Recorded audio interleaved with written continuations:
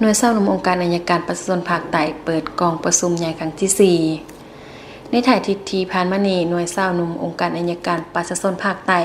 เปิดกองประชุมใหญ่ครั้งที่ 4อยู่ที่องค์การอัยการประชาชนภาคใต้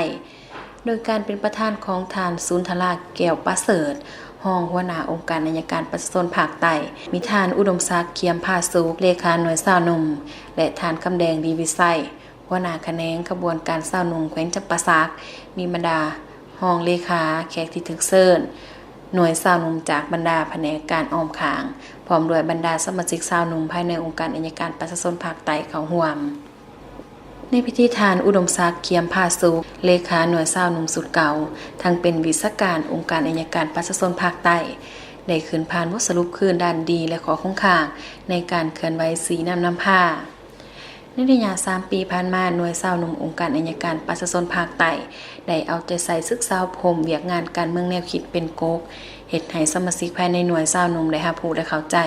ต่อแนวทางนโยบายของภาคระเบียบกฎหมายของรัฐ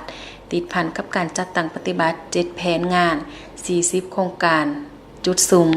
และการจัดตั้งปฏิบัติเนื้อในขอแข่งขัน4บุกของศูนย์กลางเศร้าหนุ่มประชาชนปฏิบัติลาววางออกและเนื้อในขอแข่งขัน3มี4หับประกันขององค์การอัยการประชาชนสูงสุดวางออกพร้อมนั้นยังได้นำเอาเอกสารต่างๆของภาคของศาสตร์มาจัดตั้งเผยแพร่ให้แก่สมาชิกเศร้าหนุ่มรวมทั้งหมด20ครั้งมีสมาชิกเข้าร่วมทั้งหมด21สหายต่อครั้ง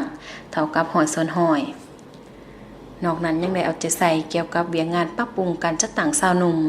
ซึ่งภายในหน่วยเศร้าหนุ่มองค์การอัยการประชาชนภาคใต้มีทั้งหมด19สหายยิ่ง8สหายเข้าร่วมการเคลื่อนไหวกีฬาประเภทต่างๆทั้งหมด75ครั้งมีสมาชิกเข้าร่วมทั้งหมด19เทื่อคนในโอกาสเดียวกันกองประชุมยังได้ป้อนบัตรเลือกตั้งเอาเลขาหน่วยเศร้าหนุ่มสุดใหม่ซึ่งมีผู้สมัครทั้งหมด5สหายเลือกเอา3สหายในนั้นได้เลือกเอาสหายสุวรรณแก้วดวงตาเป็นเลขาหน่วยเศร้าหนุ่มและสหายนางแก้ววิไลดารานีเป็นห้องเลขาสหายวงดาวันเป็นคณะทั้งเป็นประธานกวดกาหน่วยเศร้าหนุ่มองค์การอัยการประชาชนภาคใต้ในตอนท้ายของกองประชุมท่านประธานยังได้ให้เกียรติโอลมก่อนอื่นท่านได้แสดงความยองยอสมเสยต่อผลงานของการเคลื่อนไหวในการสีน้ำผ้าของคณะหน่วยเศร้าหนุ่มองค์การอัยการประชาชนภาคใต้ญาติมาได้ระยะผ่านมาซึ่งแสดงให้เห็นถึงผลงานการจัดตั้งปฏิบัติได้รับผลสำเร็จตามการมอบหมายจากนั้นสหายยังได้ยกให้เห็นสภาพปรากฏการณ์ย่อท้อทางด้านการเมืองซึ่งยามใดพวกศัตรูและกลุ่มคนบ่ดียังสืบต่อหมางเพทำลายระบบการเมืองภายในภาคของพวกเฮาอย่างต่อเนื่องพร้อมนั้นท่านยังได้เรียกร้องให้เลขาหน่วยเศร้าหนุ่มสุดใหม่ต้องได้เอาใจใส่ศึกษาพรมการเมืองแนวคิดให้บรรดาสหายสมาชิกเศร้าหนุ่มให้มีความหนักแน่นลึกซึ้งและต่อเนื่อง